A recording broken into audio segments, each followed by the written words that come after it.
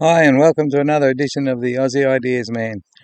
I'm not at home, I'm sitting looking at the west coast of the Pacific Ocean. It's the first cloudy day we've had in about a week, so I thought I'd make a video. And the video I've chosen to make is the latest one by, well, it's not the latest one by APTERA Owners Club. He's just done one about electromechanica, but the latest one on APTERA by the APTERA Owners Club by the cretin.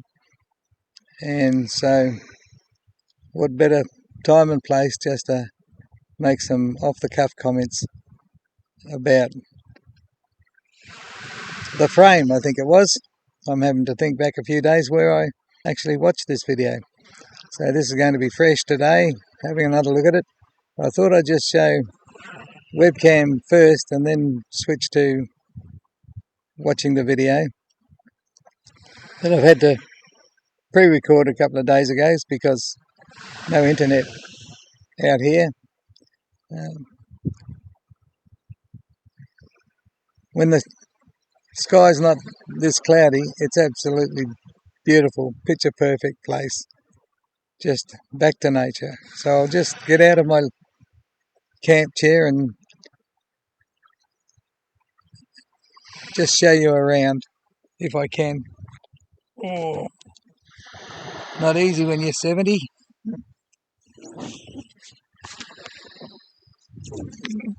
Finally, I get to stand. Okay, what can I see? See behind me. There's not a lot to see behind me, but I'll rotate and it's this way. We start to see the beach. So there's the beach. I can't see much myself looking into the reflection on the screen, but I think I'll just panned around,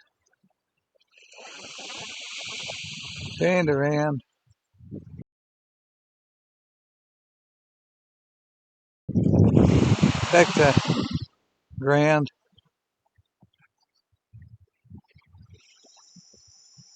and I'll go back this way again. No, I won't. I'll just try to get a glimpse of a small chair that I'm there we go, stepping forward onto the sand. That's the chair that I'm sitting on.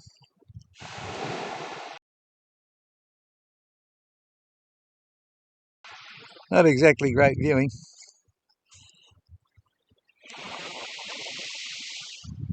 But something a little different, at least from me. First time I have ever tried to make a video outdoors, looking at the Pacific Ocean. That's enough of that. Swing around, drop back into the chair and stop this one. Now, when I get to the other one, I think I'll have to wear just some magnifying glasses. I don't wear glasses at 70 years old. I don't have any prescription glasses, but $2 pair of magnifying glasses are used just so that I can see the really small things on my screen, the laptop screen. That's the only reason I wear them. Nevertheless, I'm not here to look pretty, so I'll put them on and see if I can get by making a video. I may as well do my sign off here and then make the video and put it in between.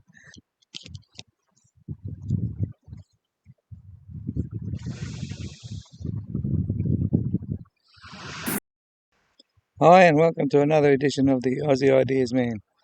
This one's done sitting on the beach. It's about the cretin and his look at the frame. I read some of the comments and someone has said he's getting too negative, but I think he's just being more realistic for once. He's getting more on the point, on the mark, than ever before. One day he'll discover that all of this negativity that he has is on the right track, and he should have been like that a long time ago. But greed has got the better of him, so he tries to maintain a glimmer of hope, and that's about all. Anyway, let me watch this thing with my $2 glasses on, just so that I can come up with some sort of comments. You can probably hear the waves on the ocean. Believe me, these waves are absolutely tiny at the moment. Normally they're 6 foot high, but it's a very calm, overcast morning, and we just get the smallest of little waves as they meet the sand. Anyway, enough of that. Let's have a look at this show.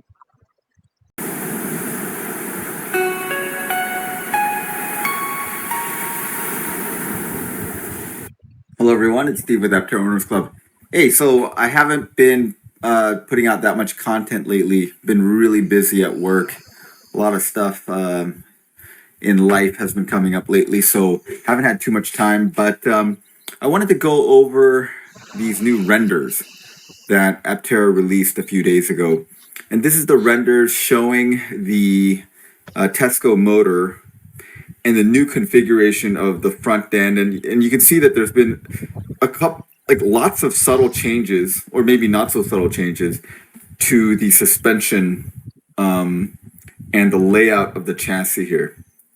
So I don't exactly know what's going on, so I thought maybe it would be fun to figure it out together, because I'm sure there's lots of people out here in the audience that know a lot more about automotive manufacturing than I do. And maybe together we can figure out what these parts are, because it's not entirely clear to me. So let's take a look at this. Now, I was hoping that these would not be renders and this would be actual pictures of the actual chassis and the actual motor in the vehicle. I don't think that the chassis has arrived in Carlsbad yet. I'm guessing if it had, they would have released some pictures on Twitter or on Instagram with the chassis, but I haven't seen it. You know, we have seen the Tesco motor on a... Okay, so first minor comment is, in Australia here, it's the 15th. Now, I don't think it's quite got to that point in America. I think you're still sleeping the night of the 14th, but you'll wake up and it'll be the 15th, precisely mid-August. This is when Steve Fambro has promised that you'll have a slow-moving but drivable PI2 revealed to you. So they'll get it to you by the 15th. No, sorry, by mid-August. Now, technically mid-August is anywhere between the 11th and the 20th. So that's mid-August, but we're mid-August. And what they get at the moment is a render of the frame. Now, also in the same video where Steve Fambro had said that mid-August they will be revealing the drivable PI2, the slow drivable PI2, that they were in the process of building PI2. Now, if they haven't got a frame, it's going to be pretty hard to build the PI2. But while he said they were in the process of building the PI2, he never showed the shell, or what CPC sends them from Italy. Now, when the PI1 shell arrived, there was a big fanfare about unboxing it. I have not seen hide nor hair of any unboxing of a PI2 shell. So while the cretin's saying he doesn't think there's a frame there, and I'm pretty sure he's right, I'm saying I think they're lying. Steve Fambro is lying about saying that they're in the process, or well underway, he said, something to that effect, of doing the PI2. I don't think, not only is there no shell, no frame, that there is not even a shell to start with. So, I just think here's a place where the cretin can really ask questions when he goes and visits. They've promised him a visit. He should just say I'll visit now, and then when I can drive one, I'll visit again. But I'll visit now because I want to see a PI2 that's well underway, and let him be disappointed. Anyway, let's hear more about what he has to say, because he just doesn't sound very enthusiastic anymore. Test bed in the July update. So we've seen the physical motor, but we have not seen this chassis. We've seen the battery pack that's going to go into PI2, but we have not seen this casting, basically this large casting. So to remind ourselves what it used to look like, let's go back to this. So this was the initial kind of layout of the chassis. You can see that there was this frame that had a metal front end that was curved like this. And you can see the suspension jump. This is the upper control arm is one piece, and the shocks are kind of diagonally oriented here. And then you see like the back part is there. It is two pieces. You see there's one piece here and another piece here. And so there's two pieces to the back. And then you have the same layout with the battery and the inputs and connectors towards the back of the vehicle, which seems a little weird because it seems like it would make a little more sense to have it in the front. I'm not sure why they did that. I'm guessing it was maybe for like the cockpit space, like this. Maybe this would get in the way of the footwell between the two the two front seats. I'm not sure, but they put that there. So you're gonna have to have a whole high voltage wire go all the way from the back to the front. And at least at this time, you could have one high voltage wire go into the rear hub motor, but there's no rear hub motor anymore. But let's take a look at this and just kind of keep this in your mind, and then we'll look at this. Okay, let's see here. Let's focus on the front end at first. Okay, so what we notice here is that front metal piece is gone and it's replaced by the white piece. I don't know what material this is. Kind of looks like plastic because it's white, but maybe it's not plastic. Maybe it's metal of some sort. This has been confirmed just to be a piece to help with the impacts, like the front impacts. So this is basically a safety piece and a energy dissipation piece. So it is some material that is good at that. The biggest change I see here is, well, obviously the biggest change is there's now a motor. But you see that now the shocks are oriented transversely rather than. I'll stop here just for a sec, because I remember in the comments some clown saying that this thing was open in the front so that it would cool the engine. And once again, this is idiocy, because the whole idea of the efficiency of the Morelli design is to not have a open front end that will catch air and reduce the or lessen the ability for it to be aerodynamic. They must still fully enclose the nose, and if they fully enclose the nose, then they could have had any sort of thing in that opening. The only thing I can think of is just to save money on the material, but they could have had a better designed impact absorbing bumper, internal bumper. Diagonally like it was before, and you can see the axle here and the control the steering strut here in the back. Here is the steering column, and you can see it's a mechanical linkage. It's a mechanical linkage to there, and there's going to be it's been confirmed multiple times that it is a mechanical linkage with some electronic power assist at low speeds, and then the power assist is. I'll stop again. Just have a look at what he's talking about. The junk that's up near the top of the steering wheel. He's looking at it, wondering what it is. When he gets to showing later videos, I'll call it junk. You'll see how much junk is in the area where the motor was. And if you just mentally try to go, let's have a look at where all that junk has gone, and all we can see is this little bit of junk near the top of the steering wheel, you'll see that it's probably about, got to be less than a fifth of what was there originally. So where did all the rest go?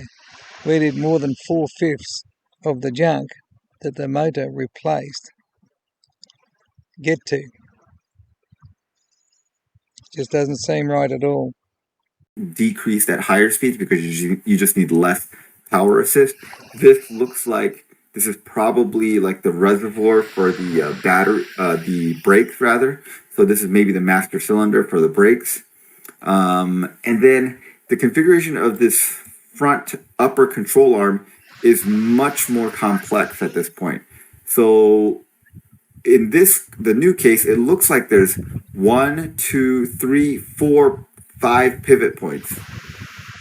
And so, when this upper control arm moves up and down, the suspension moves up and down, then it looks like moving this up would move this piece up and then push this piece in against the shock.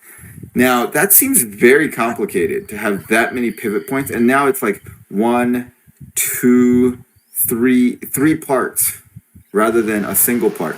And I'm not sure, maybe someone in the comments can tell us, why didn't they just hook this up straight transversely here, like just hook up to this? Because you have a single pivot point, and with this pivot point, when this moves up, this part pushes inward. Now the travel distance obviously will be less, but no, it doesn't. It might be fractionally inward, but when that moves up, that one is going downwards in a bit of a rotational direction. So there's slightly inwards, but more downwards movement. And you can't have a thing fixed horizontally wanting to be pushed downwards at the same time. It's not. That would then, instead of compress the spring, it would open the spring. So we're talking nonsense here, and you don't have to be an engineer to see that. It's natural. It's just absolutely natural. But what I like to point out here is they had this front end set up, and they said they had spent a lot of time and money, particularly time, doing hundreds of thousands of miles of movement testing to see that things didn't wear out. And they said, we've done all this stuff. We've done the testing so that nothing wears out. We've given you something reliable. Now what has happened now is they've got all these linkages and they've done no testing to see if they'll wear out. And these things being more complicated, so many more moving parts, they are more likely to wear out faster than the old system that they tested and threw away. This isn't being efficient. This isn't being, what do they call themselves? Good money managers. Making the most with your money. They are throwing it away. They're wasting it with all these topsy-turvy changes that they're doing along the way. I'm sure they could have figured out some shocks that approximate the same thing. I'm not entirely sure, but they went from a 1-piece upper control arm to a 3-piece upper control arm right here with multiple pivot points. Okay. The other thing I noticed is there is this white piece, which probably is the same material as this piece. I'm going to go back and get a better angle right here. Yeah, you see there is this white piece, which looks like it's not structural, but maybe it's also some kind of impact piece. But this looks like it's probably the same material as this front impact piece. And you see that the rear suspension control arms look significantly different. Like the upper part. This is another thing that they've done lots of testing. They actually swapped out their original configuration and said this way that they're doing is absolutely superior. So now they've got another way. Now they've changed it again and they need to test it. We have no proof. They say that, I think they're claiming the Italians tested it, but I don't think they even have it. This is a render. The Italians don't have it. They haven't sent one over. All I can say is you clowns are swallowing the snake oil thick and fast, as usual. So we've got something new here. The CFD, whatever silly computer calculations they've always relied on that were greater than 5% inaccurate. Or I should say less than 5% inaccurate. Mixing up my negatives. But they say that old system was the best that they could do, and now it's different. What's going on? Part of this looks much bigger than the previous upper control arm. By the old design, so here's the old design, the lower piece is much bigger than this upper piece. And you can see that there's two pivot points here, so there's two different parts to this rear suspension. So I suspect there's been some changes to the rear suspension as well. This chassis part looks fairly similar. I'm stopping here because on the left side, all that red stuff and stuff underneath it, the absolute height of it is massively higher than the motor that sits in the thing now, that part of the frame. There's a lot of junk there.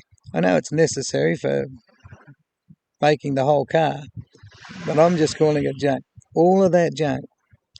There's less on the steering column, so it's increased a little bit in size. But where has the rest of that gone? Where's it got to? They're not showing on the render. If you're watching Cretin, make sure you go and visit and ask them where it all fits. By now, there should be a drivable PI, so you should be in there as quickly as possible. And if there's not a drivable PI, just go months later when they finally get one, if ever. But go in there and look for and ask them about the difference between all that junk and now just a little bit on the steering column. Where did the rest go? You can see here, this part looks like it hasn't changed that much. But the other interesting thing is if you look at this piece, you can see how well this Tesco EMR3 motor fits in here. So that's what they were doing. I think they were redesigning this chassis to fit this a little bit, and now you can see it fits there. It's a very nice fit, and looks very well designed for that. And from this piece, you can clearly tell that the front is the axle and the back is the steering control arm. This, I'm not sure what this is. A little box that's only on the driver's side and not on the passenger side. It could be a fuse box. I think it's some kind of electronic thing. Not really sure what that is. But yeah, you can see the transverse mounting of the shocks versus the diagonal. This, to me, looks a lot more elegant because there's less pieces. And I think, in my mind, simplicity is always better. All other things being equal. If you can do the same thing with less parts, that's less points of failure and probably makes it a more robust design that is more durable. This is a picture they had back when they were showing all the different wiring, and I don't know how much the wiring has changed, but you can see the high voltage wires have to come across here because they put the inputs in the back. And coming back to this, you can see the inputs to the battery pack are still in the rear of the vehicle. I'm not sure what this is right here. I think it's maybe an anti-sway bar or something. But it's kind of a weird place to put it against the lower control arm. But that would be my best guess, is that that's an anti-sway bar. And yeah, again, here's this box. Not sure what that is. This, I'm pretty sure, is just the parts to the steering column. Maybe this is like part of the assist, the electronic assist for the For the steering, the motor is perhaps in here. And you can see these are the pedals, the go and the stop pedal. Not clear. You can tell this design does not have the skateboard plus and minus, the recycled skateboard. So perhaps they're moving away from that and just going with standard like rubberized pedals. I thought that was a cute feature, and I liked it, but it's not like crucial to me whether they just go with standard rubberized pedals or recycled skateboard decks. That doesn't seem like a huge thing to me. Okay, let me know in the comments below if you guys noticed any other things in these renders. These renders are super cool, but I do wish it had been a real picture of the actual chassis. That should be happening very, very soon. In the July update, they said that they would be building PI2 in August, and we are currently almost halfway through the month of August. So they have like 2-3 weeks to get this thing built, according to their timeline. And we will see if that timeline for PI2 sticks. No, they don't have 2 or 3 weeks. They have really a day, but no more than 5 days. They have no more than 5 days. And then, funnily enough, in that same video where Steve Fambro said we'll have a drivable, slowly drivable PI2 to reveal mid-August, he also said that it would take a few months to make it drive fast. Now, that's the most idiotic thing I've ever heard. I have not known any prototype that starts off going slow, promising to have it made within 3 or 4 weeks, and the whole thing made within 3 or 4 weeks, and then saying, then we can speed it up. That's all we'll be doing. We can speed it up, but give us 3 months to do it. Absolute nonsense. I cannot stress enough how ridiculously gullible the fanboys are. And they have been swallowing snake oil for years and years and years. They've been accepting delays for years and years and years, going, oh, it's really normal. It's normal. This is not normal. This is very abnormal. And it smacks of a Ponzi scheme. It's way too many failed deadlines. It's way too many promises that they can do something and not doing it at all. It's way too many changes and drastic changes. And it's way too little proof of anything working at all. So far, there have been 5 prototypes. That's all. You can't even count PO1 as a prototype. Not from the little bit we saw of a woman measuring little bits of wire and doing nothing else other than dropping stickers into where parts should be. There are 5 prototypes. Every one of them have been fakes. Every one has not been completed and have not had anything like what they should have in them. In that last video that I keep referring to from Steve Fambro in a talk fest, he admitted that their prototypes had 10 kilowatt hour battery packs in them. The cretin here discovered that probably years ago. It's getting at least a year, maybe 2 years ago, that he went and said, oh, I don't think there's a 250-mile alpha at all. He says, I think they've got a tiny battery pack in them. And they have. They've been just getting junk battery packs from out of the forklift batteries that they make at Flux Power. And you fanboys just swallowed it up, gullible as anything. Didn't take any notice of Steve. Didn't care that they were deceiving people.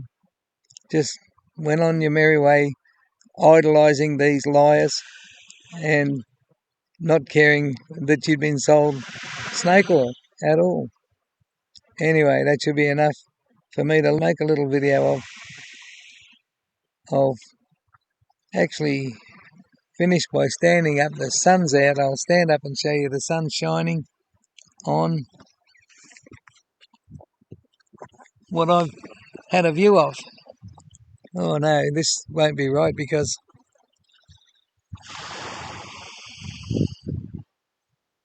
I can't even see it really. But no, that's not going to show it, except in my little picture, so I'll stop it. You can tell I'm an absolute novice. I've just stopped the recording, realising that what picture you would see would be in my little picture in the corner. Hopefully, this is showing you the Pacific Ocean with a bit of sunshine getting through, so I'll do a little round tour like I did first. There's the landscape behind me. I'm in the countryside. It's a very quiet, secluded spot. Still a lot of overhead cloud, but the sun has come through, so it's shining on. And take a look at how big those waves are. They've actually got larger. Look at that.